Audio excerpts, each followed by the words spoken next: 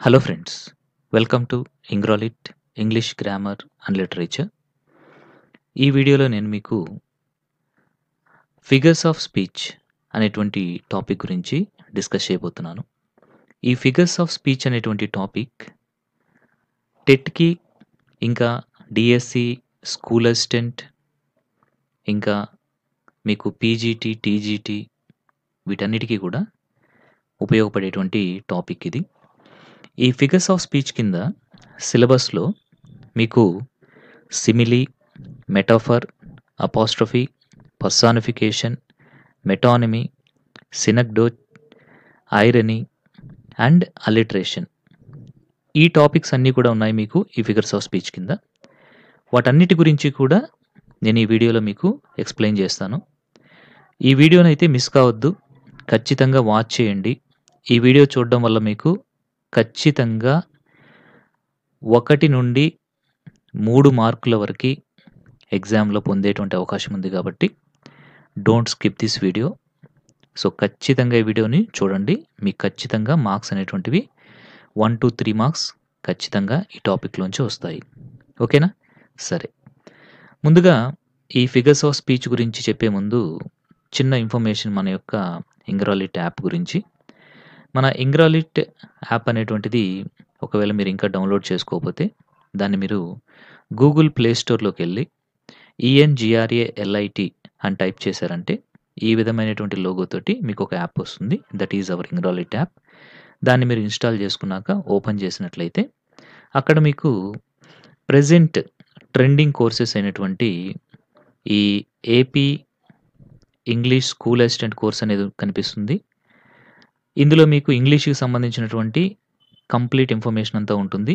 But perspectives education ఇంకా psychology అనేది ఉండదు. బట్ ఇంగ్లీష్‌కి సంబంధించి మాత్రం కంప్లీట్‌గా ఉంటుంది. లిటరేచర్, కంటెంట్, మెథడాలజీ, వొకాబులరీ వీటికి సంబంధించినటువంటివి, గ్రామర్‌కి సంబంధించినటువంటి వీడియోస్ ఉంటాయి. 471 వీడియోస్ ఉన్నాయి. ఇంకా వీటికి సంబంధించిన పీడిఎఫ్స్ కూడా ఉంటాయి. అలాగే వీటికి సంబంధించిన టెస్టులు కూడా మీకు ఇక్కడ ఉంటాయి. దీని కాస్ట్ కూడా 2500 అనేది పెట్టాము. అలాగే మీకు టెట్‌తో పాటు కాంబినేషన్ కావాలి అనుకుంటే మరొక కోర్స్ ఉంది. అదేంటి అంటే TET cum school assistant course అనమాట. APDSC English TET and school assistant course అనేది ఉంది. ఇందులో మీకు టెట్ సిలబస్ ఇంకా స్కూల్ అసిస్టెంట్ సిలబస్ సెపరేట్ ఫోల్డర్స్‌లో పెట్టి అందించడం జరుగుతుంది. ఇందులో మీకు మొత్తం కూడా 907 వీడియోస్ ఉన్నాయి. 120 ఫైల్స్ ఇంకా 352 టెస్టులు కూడా ఇందులో ఉన్నాయి. ఇక్కడ కూడా మీకు literature, content, methodology, vocabulary, grammar వీటికి సంబంధించిన వీడియో క్లాసెస్ ఉంటాయి. ప్రాక్టీస్ టెస్టులు ఇంకా ఫ్రీ పీడిఎఫ్స్ కూడా ఉంటాయి. దీని కాస్ట్ వచ్చేసి 3000గా ఉంచడం జరిగింది. ఇక్కడ కూడా మీకు సైకాలజీ ఇంకా పీఐఈ ఇలాంటివేమీ రావు. ఇంగ్లీష్ సబ్జెక్ట్ మాత్రం కంప్లీట్‌గా ఉంటుంది. ఎవరైనా ఇంట్రెస్టెడ్ ఉంటే మీరు యాప్ డౌన్లోడ్ చేసుకొని మీరైతే ఈ కోర్స్‌కి సంబంధించిన శాంపిల్ వీడియోస్ కూడా చూడండి. మీకు క్లియర్‌గా అర్థమవుతుంది. ఇంకా మీకేదైనా డౌట్ ఉంటే మీరు నాకు కాంటాక్ట్ కావచ్చు. So, this is M Balaji and my mobile number is 7799691771. ఇంకా మన యాప్‌కి సంబంధించినటువంటి లింక్ నేను డిస్క్రిప్షన్‌లో పెడతాను. ఎవరన్నా కావాలనుకుంటే అక్కడి నుంచి కూడా డౌన్లోడ్ చేసుకోవచ్చు. సరే, ఇంకా మనం లేట్ చేయకుండా మన ప్రెజెంట్ టాపిక్ అయినటువంటి ఫిగర్స్ ఆఫ్ స్పీచ్ అనేది స్టార్ట్ చేసేద్దాం. ఇందులో మీకు simile, metaphor, apostrophe, personification, metonymy, synecdoche, irony and alliteration ఈ టాపిక్స్ అన్నిటి గురించి కూడా వివరిస్తాను. Okay, let's start the video.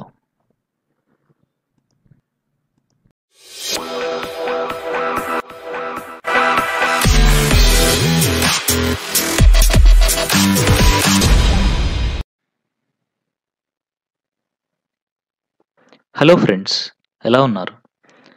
Welcome to Engralit. ఈరోజు మనం మన టెట్ ఇంకా డిఎస్సి సిలబస్‌లో ఉన్నటువంటి ఒక టాపిక్ అదేంటి అంటే లిటరరీ టర్మ్స్.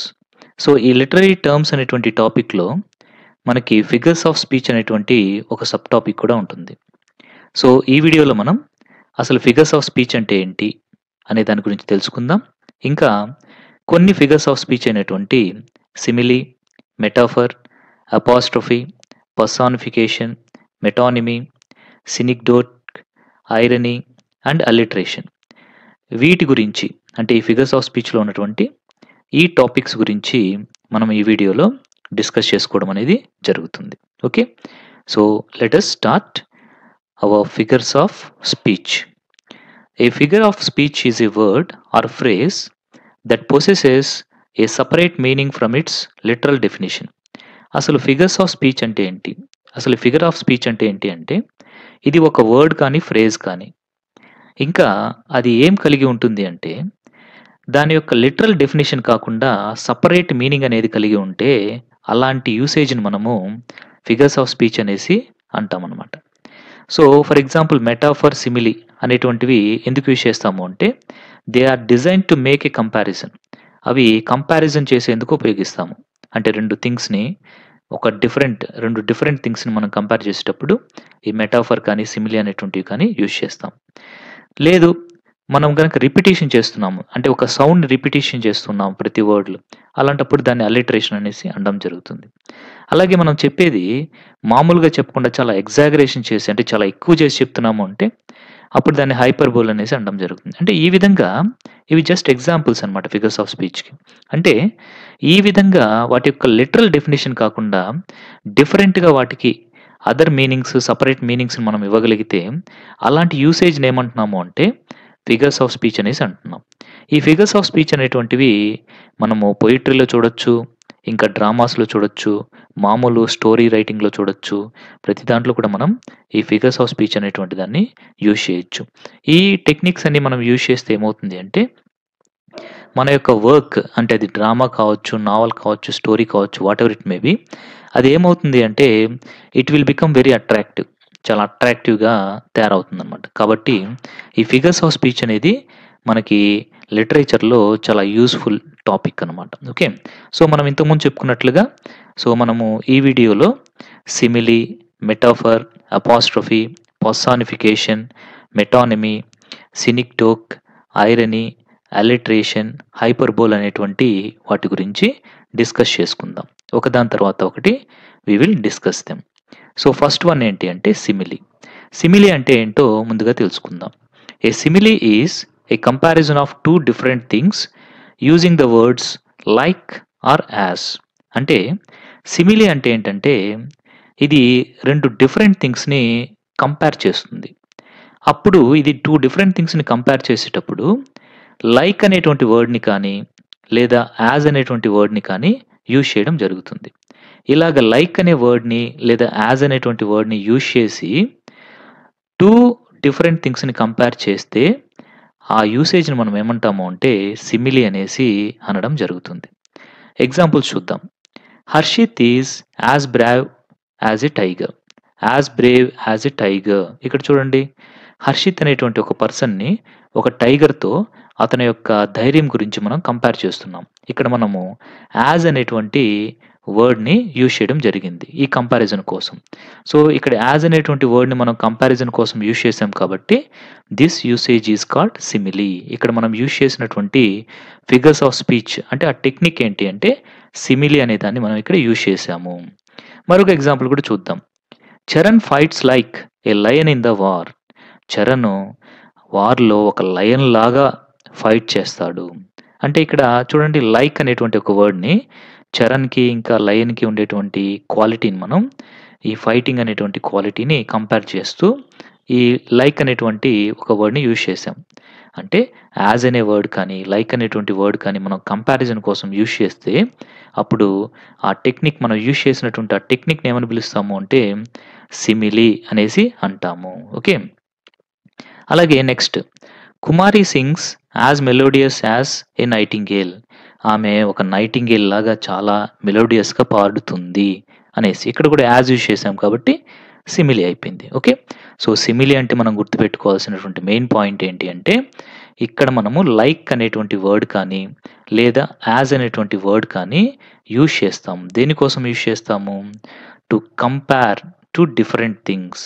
సో 2 డిఫరెంట్ థింగ్స్‌ని కంపేర్ చేసే దానికోసం మనం లైక్ అనేటువంటి వర్డ్‌ని లేదా యాజ్ అనేటువంటి వర్డ్‌ని యూజ్ చేస్తే అది సిమిలీ అవుతుంది. సో క్లియర్‌గా అర్థమైపోయింది మనకి. సో నెక్స్ట్ నంబర్ 2 చూద్దాం. ఏంటిది? మెటాఫర్. అసలు మెటాఫర్ అంటే ఏంటి? A metaphor is a comparison of 2 different things without using the words like or as.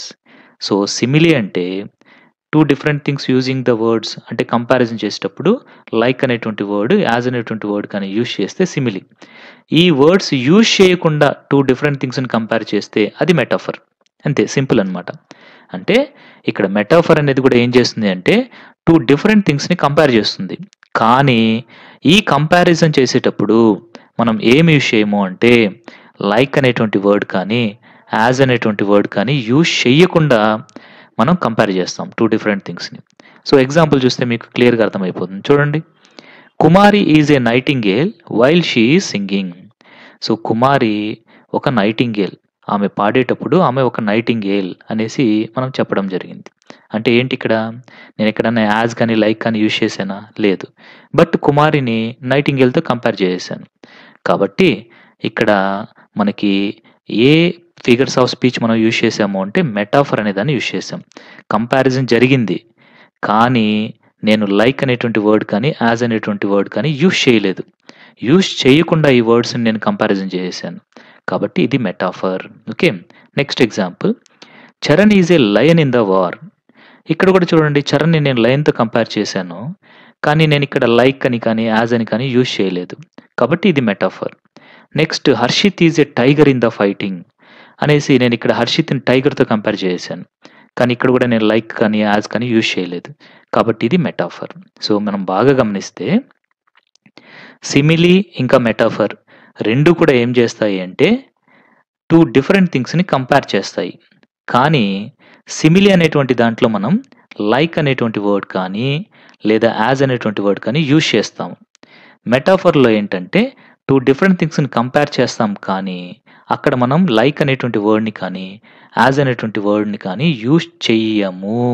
Okay, so ఇప్పుడు మీకు అర్థమైపోయింది కదా, సిమిలీకి మెటాఫర్కి ఉండే డిఫరెన్స్ ఏంటో మనకి క్లియర్గా అర్థమైపోయింది. రైట్, ఇప్పుడు మనము నెక్స్ట్ ఫిగర్స్ ఆఫ్ స్పీచ్కి వెళ్ళిపోదాం. ఏంటది? అపాస్ట్రఫీ. జనరల్గా మనకు తెలిసినటువంటి అపాస్ట్రఫీ వేరు, పంక్చుయేషన్ మార్క్స్లో వస్తుంది.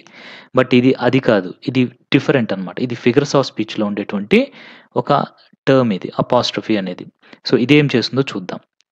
అన్ apostrophe addresses someone absent, dead or non human as if that person or thing were present. అంటే ఈ అపాస్ట్రఫీ అనేది ఏంటంటే అడ్రస్ చేస్తుంది. అంటే మనం ఎవరినైనా పిలుస్తాం కదా, సో రవి లేదా చరణ్ లేదా హర్షిత్ అనేసి ఇలా పిలుస్తాం కదా, ఆ విధంగా పిలుస్తాము. కానీ ఎవరిని పిలుస్తాము అంటే హూ ఆర్ ఆబ్సెంట్, అక్కడ వాళ్ళు ప్రెజెంట్ అయి ఉండరు, వాళ్ళని కానీ లేదా ఆల్రెడీ చనిపోయినటువంటి వాళ్ళని కానీ లేదా నాన్ హ్యూమన్ ఆబ్జెక్ట్స్ని కానీ మనము ఏం చేస్తాము అంటే ఆ పర్సను లేదా ఆ థింగ్, ఆ నాన్ హ్యూమన్ ఆబ్జెక్ట్ అనేటువంటివి అక్కడ ప్రెజెంట్ అయిన విధంగా అక్కడ ఏదో ఉన్నట్లుగా మనం ఏం చేస్తాము అంటే మనము వాళ్ళని అడ్రస్ చేస్తాము, అంటే పిలుస్తామన్నమాట. సో అలాంటి యూసేజ్ని ఏమంటాము అంటే అపాస్ట్రఫీ అనేసి అంటాము. మనము ఎగ్జాంపుల్ చూద్దాం, అప్పుడు మీకు క్లియర్గా అర్థమైపోతుంది. చూడండి, little lamb who made you. So అంటే ఆల్రెడీ ఒక లిటిల్ ల్యాంబ్, ఒక చిన్న గొర్రెపిల్ల లాంటిది అక్కడ లేదు, కానీ మనం ఉన్నట్లుగా ఊహించుకొని మనం ఏమంటున్నాము, little lamb who made you. So అనేసి దానికి మనము అడ్రస్ చేస్తున్నాం అన్నట్టు. అలాగే నాన్ హ్యూమన్ ఆబ్జెక్ట్ని ఇక్కడ చూడండి, O nature you are my goddess. So O nature you are my goddess, నేచర్ని ఇక్కడ నాన్ హ్యూమన్ బీయింగ్ అనేటువంటి నేచర్ని మనము అక్కడ ఉన్నట్లుగా మనం ఊహించుకొని ఏం చేస్తున్నాము, దాంతో మాట్లాడినట్లుగా మనం పిలుస్తున్నాం, అడ్రస్ చేస్తున్నాం. ఓ నేచర్ అనేసి మనం పిలుస్తున్నాం అనమాట. అలాగే O death why are you so serious. So ఇక్కడ డెత్ అనేది కూడా ఏంటంటే నాన్ హ్యూమన్ ఆబ్జెక్ట్ కింద మనం తీసుకుంటాం.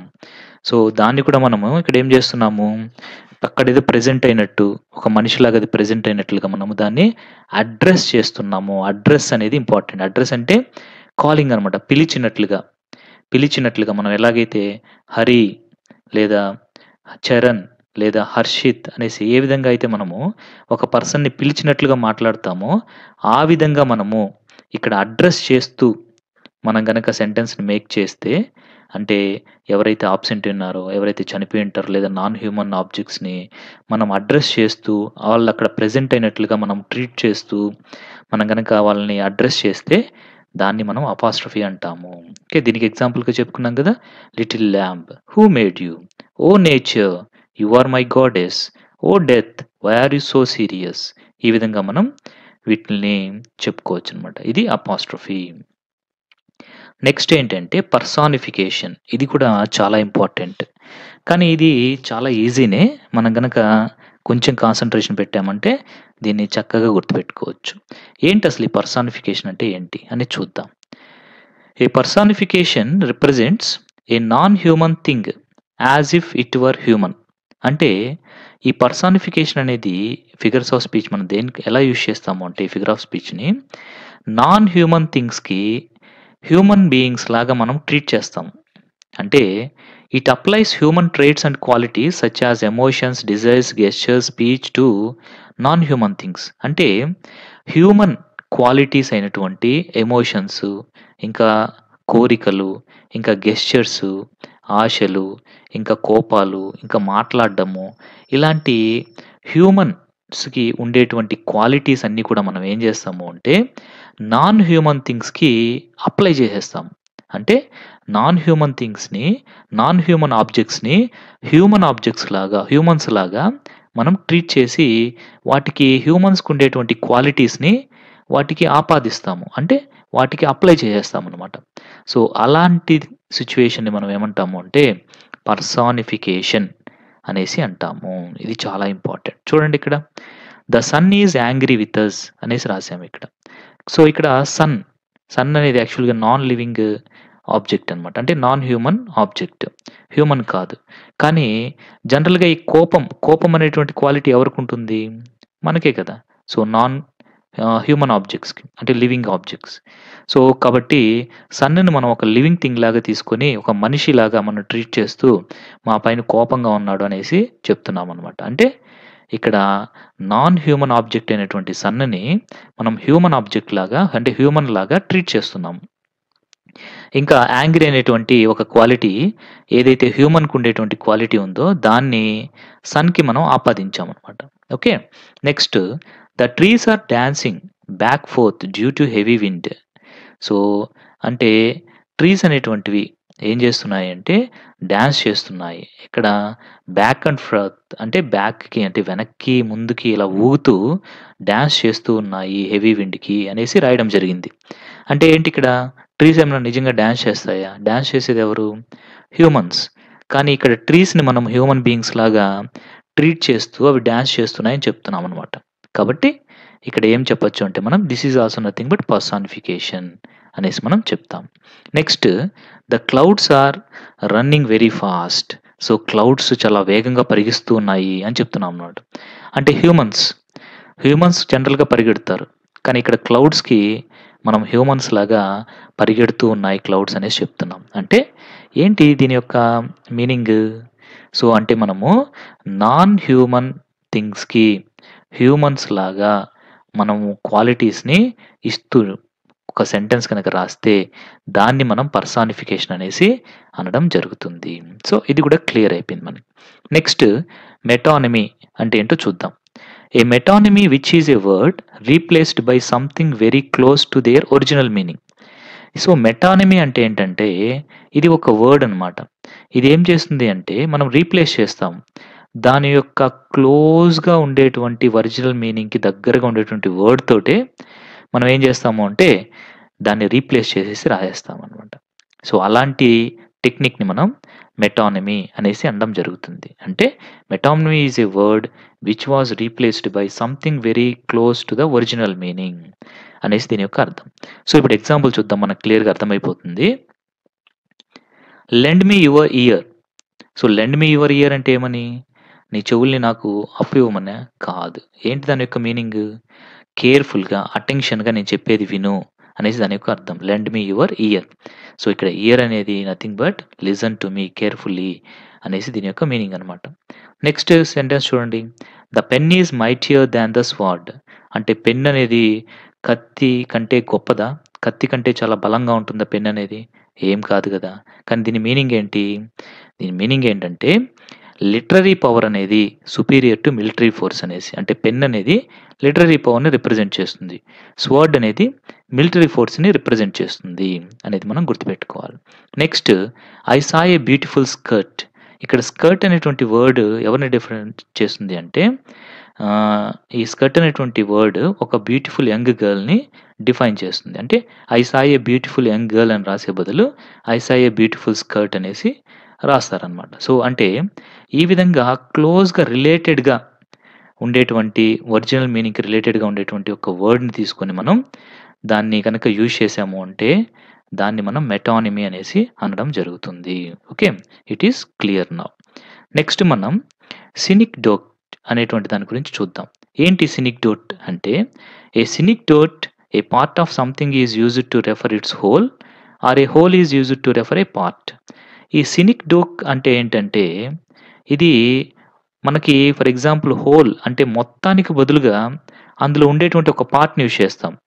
లేదా ఒక పార్ట్‌ని మనం ఒక పార్ట్‌కి బదులుగా మొత్తాన్ని కూడా యూజ్ చేయొచ్చు. బట్ జనరల్‌గా ఎక్కువగా ఏం చేస్తాము అంటే మొత్తానికి బదులుగా ఏం చేస్తాము అంటే ఒక పార్ట్ అనేటువంటి దాన్ని యూజ్ చేయడం జరుగుతుంది. దాన్నే మనం సినిక్డోట్ అనేసి అంటామనమాట. ఎగ్జాంపుల్ చూద్దాం చూడండి. The captain commands 100 sales. So, ఇక్కడ కెప్టెన్ ఆర్డర్స్ వేశాడు 100 సేల్స్‌కి. ఇక్కడ సెయిల్ అనేటువంటిది ఏంటి అంటే ఒక పార్ట్ అనమాట. దేంట్లో పార్ట్? షిప్స్‌లో పార్ట్. అంటే షిప్స్ గురించి మనం చెప్పేటప్పుడు అందులో ఉన్నటువంటి సెయిలర్స్ వాళ్ళేం చేస్తారు? సేల్స్ అనేది చేస్తారు. అంటే ఈ షిప్స్ అనేటువంటిది ఒక హోల్ టర్మ్. ఒక పెద్ద టర్మ్‌గా తీసుకుంటే ఆ పెద్ద దాంట్లో ఈ సెయిలింగ్ అనేటువంటిది ఒక పార్ట్ అనమాట. అంటే ఈ షిప్స్ అనేటువంటి వర్డ్‌కి బదులుగా 100 షిప్స్ అనేసి మనం రాయకుండా ఏం రాసాము 100 సేల్స్ అనేసి రాయడం జరిగింది. అంటే ఈ హోల్ టర్మ్‌కి బదులుగా మనము ఒక దాంట్లో పార్ట్‌ని మనం యూజ్ చేస్తామనమాట. దాన్ని మనం సినిక్డోట్ అనేసి అంటాం. నెక్స్ట్ చూడండి. Are you paying with plastic? ఇక్కడ ప్లాస్టిక్ అంటే ఏంటంటే మన క్రెడిట్ కార్డ్స్, డెబిట్ కార్డ్స్ ఇవన్నీ కూడా ప్లాస్టిక్ తోటి తయారవుతుంటాయన్నమాట. అంటే ఈ క్రెడిట్ కార్డ్స్, డెబిట్ కార్డ్స్ అనేటువంటివి ఒక హోల్ టర్మ్ ఇది. దాంట్లో పార్ట్ ఏంటి? Plastic. It is made of plastic అనేసి. కాబట్టి అలాగ మనం యూజ్ చేస్తే దాన్ని మనం సినిక్డోట్ అనేసి అంటాం. Next what is the head count అంటాం. అంటే హెడ్ అనేది ఏంటి? బాడీలో ఒక పార్ట్. అంటే ఇక్కడేంటి పర్సన్స్ అనమాట. హెడ్ అనేది దేన్ని రెఫర్ చేస్తుంది? సో, నంబర్ ఆఫ్ పర్సన్స్ అనేటువంటి దాన్ని ఇక్కడ హెడ్ అనేది రెఫర్ చేస్తుంది. అంటే వాట్స్ ద హెడ్ కౌంట్ అంటే ఎంతమంది పర్సన్స్ వచ్చారు. అంటే పర్సన్ అనేది ఒక హోల్ టర్మ్. ఆ హోల్‌లో హెడ్ అనేది ఒక పార్ట్ అనమాట. సో, ఈ విధంగా మనం యూజ్ చేసే దాన్ని సినిక్డోట్ అనేసి అంటాము. ఓకే. Next irony. సో, ఏంటసలు ఐరనీ అంటే అనేది తెలుసుకునే ముందు ఈ ఐరనీ అనేది 3 కైండ్స్‌గా ఉంటుందనమాట. ఫస్ట్‌ది verbal irony, next one situational irony, next one dramatic irony. So, మనం ముందుగా అసలు వెర్బల్ ఐరనీ అంటే ఏంటో తెలుసుకుందాం. సో, వెర్బల్ ఐరనీ ఏంటంటే ఏదైతే వర్డ్స్ మనం యూజ్ చేస్తామో దాని యొక్క మీనింగ్ అనేది మనం చెప్పిన దానికి అపోజిట్‌గా ఉంటే దాన్ని మనం ఏమంటాము అంటే వెర్బల్ ఐరనీ అంటామనమాట. ఫర్ ఎగ్జాంపుల్ మనము ఒక స్టూడెంట్ చాలా తక్కువ మార్క్స్ తోటే తెచ్చుకున్నాడు. ఫర్ ఎగ్జాంపుల్ ఒక టెస్ట్‌లో. అప్పుడు మనం ఏమంటాము? ఈ సంవత్సరం నువ్వు చాలా గొప్ప మార్కులతో పాస్ అయిపోతావురా అంటాం. అంటే ఏమని? నువ్వు గొప్ప మార్కులతో పాస్ అయిపోతావురా అని చెప్తున్నాము అంటే ఇండైరెక్ట్‌గా ఏమని చెప్తున్నాం? నువ్వు పాస్ అవ్వడం చాలా కష్టం, ఫెయిల్ అయిపోతావేమో అనేసి మనం చెప్తున్నాము. అంటే మనం చెప్పిన సెంటెన్స్ ఏంటి? నువ్వు చాలా గొప్ప మార్కులతో పాస్ అవుతావు అని చెప్పాము వాడికి. కానీ యాక్చువల్‌గా ఏంటి దాని యొక్క ఉద్దేశ్యము? నథింగ్ బట్ నువ్వు ఫెయిల్ అయిపోతావు అనేసి. ఓకే. సో, అలాగనమాట. సో, అంటే మనం చెప్పేది క దానికి అపోజిట్ మీనింగ్ అనేది గనక వచ్చింది అంటే దాన్ని మనం ఏమంటాము అంటే వెర్బల్ ఐరనీ అంటామనమాట. అంటే మనం చెప్పేటువంటి సెంటెన్స్‌కి మనము యాక్చువల్ మీనింగ్‌కి ఫుల్ అపోజిట్ ఉంటుందనమాట. దాన్ని మనం వెర్బల్ ఐరనీ అనేసి అంటాం. Next situational irony. సో, అంటే ఏంటంటే it happens when what is expected intended to happen does not take place. Instead the exact opposite occurs. అంటే మనం ఒకటి జరుగుతుందనుకుంటాము. కానీ మరొకటి జరుగుతుంది. దాన్ని మనం సిట్యుయేషనల్ ఐరనీ అంటాం. అంటే ఫర్ ఎగ్జాంపుల్ మనము ఒక సినిమా చూస్తూ ఉన్నాము. చూస్తూ ఉంటే మనం ఏమనుకుంటామంటే హీరో వచ్చేసి విలన్ని చంపేస్తాడేమో అనేసి అనుకుంటూ ఉంటాం ఫర్ ఎగ్జాంపుల్ అనుకోండి. కానీ సడెన్‌గా ఏం చేశారంటే విలనే హీరోని చంపేసాడనుకోండి. That is situational irony. అంటే మనం ఏదైతే ఎక్స్‌పెక్ట్ చేస్తామో దానికి క్వైట్ అపోజిట్ జరుగుతుందనమాట. దాన్నేమంటామంటే సిట్యుయేషనల్ ఐరనీ అనేసి అనడం జరుగుతుంది. లేదు ఒక సినిమాలో ఫర్ ఎగ్జాంపుల్ చూడండి. హీరోని విలను చంపేయబోతాడేమో అనుకుంటాం. కానీ హీరోయినే చంపేస్తుందనమాట. అంటే ఏంటక్కడ మనం అనుకునింది జరగదు. మరొకటి జరుగుతుంది. అలాంటి దాన్ని మనం సిట్యుయేషనల్ ఐరనీ అంటాం. అంటే ఏదైతే మనం ఎక్స్‌పెక్ట్ చేస్తామో దానికి అపోజిట్ జరిగితే దాన్ని మనం సిట్యుయేషనల్ ఐరనీ అంటాము. నెక్స్ట్ డ్రామాటిక్ ఐరనీ అనేసి ఇంకొకటుంది. ఇదేంటంటే మనం చూస్తూ ఉంటాం గదా! ఒక డ్రామా కానీ, ఒక సీరియల్ కానీ, ఒక మూవీ కానీ చూస్తూ ఉన్నప్పుడు లేదా ఏదైనా చదువుతున్నప్పుడు మనకు తెలిసిపోతుందనమాట. సో, ఒక విషయం గురించి సీక్రెట్ గురించి మనకు తెలిసిపోతుంది. కానీ అందులో ఉన్నటువంటి క్యారెక్టర్‌కి అది తెలీదనమాట. సో, దాన్నేమంటాము అంటే డ్రామాటిక్ ఐరనీ అనేసి అంటామనమాట. అంటే ఆడియన్స్‌గా, రీడర్స్‌గా ఉన్నటువంటి మనకి మాత్రము ఆ సీక్రెట్ ఏంటి, ఆ విషయం ఏంటి అనేది తెలిసిపోతుంది. కానీ అది ఎవరికి తెలీదు? అందులో ఉన్నటువంటి క్యారెక్టర్‌కి తెలీదనమాట. సో, దాన్నేమంటాము అంటే డ్రామాటిక్ ఐరనీ అనేసి అంటాం. సో, ఈ విధంగా మనకి ఐరనీ అనేటువంటిది ఉంటుంది. ఓకే. నెక్స్ట్ వన్ ఏంటి అంటే అలిట్రేషన్. అలిట్రేషన్ అంటే ఏంటి? The same sound repeats in a group of words. The repeating sound must occur either in the first letter of each word or in the stressed syllables of those words. అంటే అలిట్రేషన్ అంటే ఏం లేదు. So, అంటే ఒక sound అనేటువంటిది వర్డ్‌లో అంటే group of వర్డ్స్‌లో repeat అవుతూ ఉంటుంది. జనరల్‌గా అది ఎక్కడ రిపీట్ అవుతుందంటే స్టార్టింగ్‌లోనే రిపీట్ అవుతుంది. కొన్ని సార్లు స్టార్టింగ్‌లో కాకుండా స్ట్రెస్డ్ సిలబల్ పైన కూడా రిపీట్ అవుతుంది. దాన్ని కూడా మనం అలిట్రేషన్ అనే అంటాం. అంటే ఒకే సౌండ్ కనుక ఆ సెంటెన్స్‌లో డిఫరెంట్ వర్డ్స్‌లో ఒకే ప్లేస్‌లో అవి గనక రిపీట్ అవుతూ ఉంటే దాన్ని మనం అలిట్రేషన్ అనేసి అంటాము. జనరల్‌గా ప్రతి వర్డ్‌లో కూడా ఫస్ట్ లెటర్ అనేటువంటిది ఆ సౌండ్ అనేటువంటిది ఫస్ట్ లెటర్ సౌండ్ అనేటువంటిది రిపీట్ అవుతూ ఉంటుందన్నమాట. దాన్ని మనం అలిట్రేషన్ అంటాం. ఫర్ ఎగ్జాంపుల్ చూడండి ఇక్కడ. Bob bought the box of bricks to the basement. చూడండి ఇక్కడ బాబ్ బ. నెక్స్ట్ బాట్‌లో కూడా బా వచ్చింది. నెక్స్ట్ బాక్స్, బ్రిక్స్, బేస్ ఇవన్నీ కూడా ఏ సౌండ్ తోటి స్టార్ట్ అవుతున్నాయి? బ అనేటువంటి సౌండ్ తోటి స్టార్ట్ అవుతున్నాయి. కాబట్టి ఇది అలిట్రేషన్. చూడండి ఈ వర్డ్స్ అన్నీ కూడా స్టార్టింగ్ అనేది బ అనేటువంటి దాంతో ఆ సిలబల్‌తోనే మనకి స్టార్ట్ అవుతుందనమాట. అలాగే చూడండి next one. Peter picked a peck of pickled peppers. ఇక్కడ కూడా చూస్తే మనం ప అనేటువంటి సౌండు ఈ వర్డ్స్ అన్నిట్లో కూడా ఏమైంది? ప్రొనౌన్స్ అవుతూ వస్తుందనమాట. ఓకే. అలాగే next one. She sells sea shells on the sea shore. ఇక్కడ కూడా చూడండి షీ అనేటువంటి దాంట్లో, సెల్స్ అనేటువంటి దాంట్లో సీ, షెల్స్, సీ షోర్ ఇక్కడంతా కూడా మనం చూస్తే ఈ షా సౌండ్ అనేటువంటిది, ఇంకా సా సౌండ్ అనేటువంటివి ఏమవుతున్నాయి? రిపీట్ అవుతూ వస్తున్నాయన్నమాట. కాబట్టి ఇది కూడా అలిట్రేషన్ అవుతుంది. ఫర్ ఎగ్జాంపుల్ ఇక్కడ షీ అనేసొచ్చింది. షెల్స్ అనేసొచ్చింది. షోర్ అనొచ్చింది. అంటే ఈ షీ అనేది, షెల్స్ అనేది, షోర్ అనేది అలిట్రేషన్. అలాగే సెల్స్, సీ ఇంకా ఇక్కడ మళ్ళీ సి వచ్చింది. అంటే ఈ 3 వర్డ్స్ మళ్ళీ అలిట్రేషన్ ఉందన్నమాట. సో, ఈ విధంగా మనకి అలిట్రేషన్ అనేది ఉంటుందన్నమాట. అంటే సేమ్ సౌండ్ కనుక ఒక అన్ని వర్డ్స్‌లో కూడా అంటే చాలా వర్డ్స్‌లో కూడా అవి కనుక రిపీట్ అవుతూ వస్తే స్టార్టింగ్‌లో దాన్ని మనం అలిట్రేషన్ అనేసి అంటాము. ఓకే. నెక్స్ట్ హైపర్బోల్. ఏంటి హైపర్బోల్ అంటే? హైపర్ అంటేనే మనకు తెలుసు. ఎక్కువ చేయడం అన్నమాట. Yes. It expresses extreme exaggeration which is used for emphasis or effect. అంటే ఎక్స్‌ట్రీమ్ ఎగ్జాగరేషన్ అనేటువంటి దాన్ని యూజ్ చేయడం. ఎంఫసిస్ కోసము, ఇంకా ఎఫెక్ట్ కోసం యూజ్ చేస్తే దాన్ని మనం హైపర్బోల్ అనేసి అనడం జరుగుతుంది. ఎగ్జాంపుల్స్ చూద్దాం చూడండి. I could sleep for a year. అంటే నేను బాగా అలిసిపోయాను ఫర్ ఎగ్జాంపుల్. నేను సంవత్సరం అయినా నిద్రపోతాను అని చెప్తామనమాట. అంటే ఏంటి? నిజంగా సంవత్సరం నిద్రపోతామా? ఎగ్జాగరేట్ చెప్పడం. అంటే అంత నిద్రొస్తుంది నాకు అనేసి చెప్పడం అనమాట. Next this books weights a ton. This book weights a ton అనమాట. అంటే ఏంటి? ఈ బుక్ వచ్చేసి ఒక టన్ వెయిట్ ఉంది అనేసి. నిజంగా ఒక బుక్ అనేది ఒక టన్ వెయిట్ ఉంటుందా? ఉండదు. Okay. She has million things to do. ఆమెకి మిలియన్ థింగ్స్ ఉన్నాయి కంప్లీట్ చేయాల్సినటివి అనేసి చెప్పడం మాట. అంటే మిలియన్ వర్క్స్ ఉన్నాయి ఆమెకు కంప్లీట్ చేయాల్సినటివి అనేసి. నిజంగా మిలియన్ వర్క్స్ ఉంటాయి కంప్లీట్ చేసేదానికి. అంటే ఎక్కువ చేసి చెప్పడాన్ని. మనము ఉండేది కాకుండా, ఉన్నదున్నట్టు కాకుండా దాన్ని ఎక్కువ చేసి ఎగ్జాగరేట్ చూసి ఎంఫసిస్ చేసి మనం చెప్పడానికి హైపర్బోల్ అనేటువంటిది ఒక టెక్నిక్‌ని యూజ్ చేస్తాం. మన తెలుగులో అయితే ఫర్ ఎగ్జాంపుల్ ఆ బిల్డింగ్స్ అనేటువంటివి ఏం చేస్తున్నాయి? ఫర్ ఎగ్జాంపుల్ ఆ బిల్డింగ్స్ అనేటువంటివి ఆకాశాన్ని అంటుతున్నాయి అని చెప్తామనమాట. అంటే ఏంటి? నిజంగా ఆకాశాన్ని అంటుతాయా అవి? ఆకవనమాట. అంటే ఆ విధంగా ఉండేదాన్ని హైపర్బోల్ అనేసి అనడం జరుగుతుంది.